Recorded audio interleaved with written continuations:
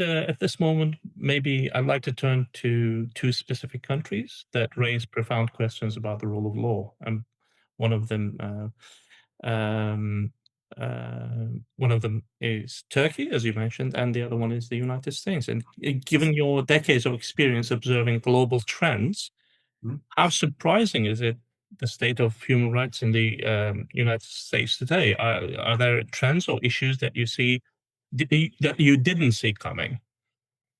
Well, I mean, what is deeply disturbing about what Trump is doing in the United States is how he's trying to dismantle democracy. And the US fortunately has a very strong democracy. It has very strong checks and balances on the executive branch of the president. But, Trump is trying to implement the classic autocrats playbook, which is that, you use populist arguments, demonizing some unpopular minority, in his case, you know, mostly immigrants as well as trans people, to kind of build a majority. And then once you're in power, you deliberately try to undercut the checks and balances on your power.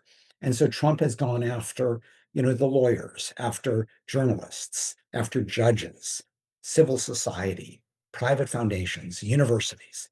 And there has been pushback. So he is not winning uniformly, but in some cases he is winning. And so there's a battle underway right now. But this, is a battle for really the soul of American democracy.